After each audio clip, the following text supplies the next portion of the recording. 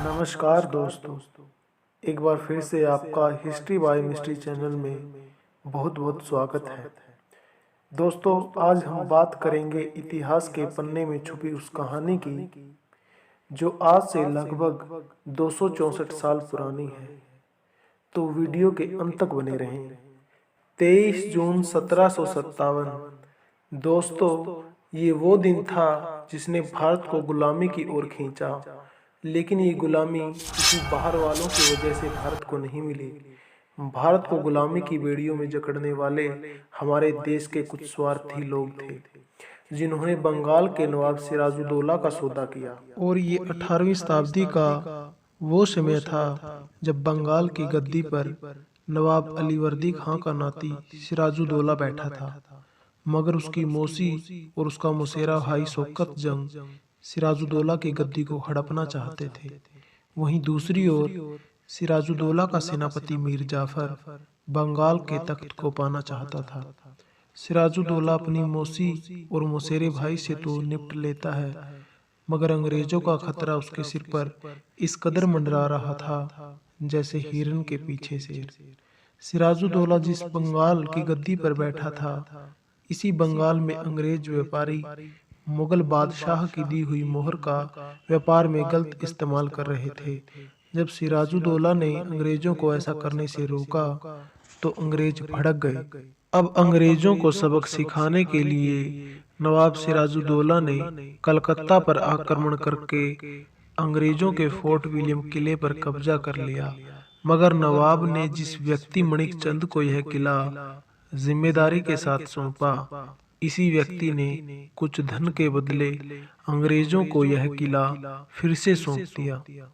अब सिराजुद्दौला के पास अंग्रेजों के साथ समझौता करने के अलावा कोई और रास्ता नहीं बचा और 9 फरवरी 1757 ईस्वी के दिन अंग्रेजों से नवाब ने अलीनगर की संधि कर ली। इस संधि के द्वारा अंग्रेजों को वो सारे अधिकार लौटाए गए जो अधिकार मुगल बादशाह ने अंग्रेजों को बंगाल में दिए हुए थे। वहीं दूसरी ओर अंग्रेजों ने फ्रांस के व्यापारियों को भी हरा दिया और 10 जून 1757 ईस्वी के दिन सिराजुद्दौला के सेनापति मीर कासिम ने अंग्रेज रॉबर्ट क्लाइव से बंगाल के नवाब की गद्दी का समझौता किया कि अगर अंग्रेज उसका नवाब बनने में साथ देंगे तो वे उन्हें ढेर सारा धन देगा और बहुत सारे व्यापारिक अधिकार।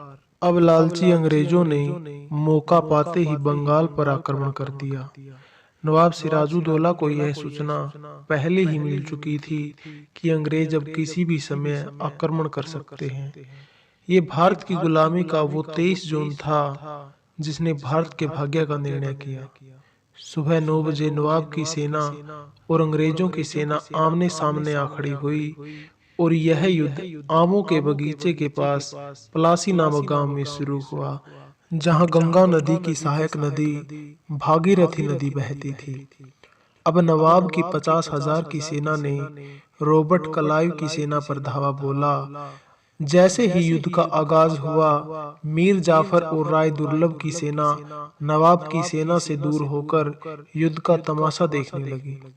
नवाब की सेना ने शुरुआत में तो जोरदार प्रदर्शन किया, मगर नवाब के वफादार साथी मीर मदान और मोहनलाल युद्ध के दौरान मारे गए। सेनापति मीर जाफर के समझौते से बेखबर नवाब सिराजुद्दौला को उसका बदला हुआ रूप दिखाई देने लगा। नवाब सिराजुद्दौला ने अपने भ्रम को दूर करने के लिए मीर जाफर को अपने पास बुलाया और अपने संबंधों की याद दिलाई और अपनी पगड़ी मीर जाफर के कदमों में फेंक दी और मीर जाफर से कहा, मीर जाफर, अब इस पगड़ी की लाज तुम्हारे हाथों में है। मीर जाफर ने पगड़ी उठाकर नवाब के हाथों में दी और कहा कि आप निश्चिंत रहिए। स्वामी भक्ति प्रकट करना मीर जाफर का केवल दिखावा था। इसके बाद मीर जाफर ने अंग्रेज क्लाइव से कहा कि आप नवाब की सेना पर जोरदार आक्रमण कर दीजिए। क्लाइव की सेना ने हमला कर दिया। इस युद्ध में फ्रांस के व्यापारी भी नवाब का साथ दे रहे थे, मगर अब सिराजुद्दौला को लगने लगा कि वो अब बहुत जल्द ही हार जाएंगे। लेकिन मीर जाफर ने एक चाल चली और नवाब सिराजुद्दौला को महल में जाने की सलाह दी। नवाब अपनी पत्नी को बचाने के उद्देश्य से उसके साथ पालकी में बैठकर महल में चला गया। नवाब को न देखकर सेना में हड़बड़ मच गई और बहुत जल्द ही सेना ने भी हथियार डाल दिए और यह युद्ध तकरीबन 4:30 बजे समाप्त हो गया, जो केवल एक ड्रामा था। अब जैसे ही नवाब महल में पहुंचा तो मीर जाफर के पुत्र मीरन ने मोहम्मद बेग द्वारा उसका कत्ल करवा दिया और महल पर कब्जा कर लिया। इस युद्ध के बाद हमें साफ पता चलता है कि कुछ स्वार्थी लोगों के चलते भारत ने गुलामी की जंजीरें पहनी, क्योंकि इस युद्ध के बाद बंगाल के नवाब को बनाने की शक्ति अंग्रेजों के हाथ में आ गई।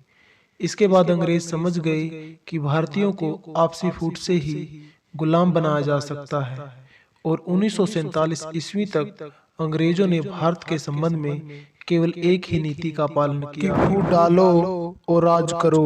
तो दोस्तों, ये थी अंग्रेजों द्वारा भारत को गुलाम बनाने की कहानी, जो कुछ लालची और स्वार्थी व्यक्तियों के चलते ही संभव हो पाई, मगर क्रांतिकारी वीरों के चलते भारत ने अंत में आज़ादी पा ही ली। इसीलिए तो कहा जाता है कि डूबते को तिनके का सहारा।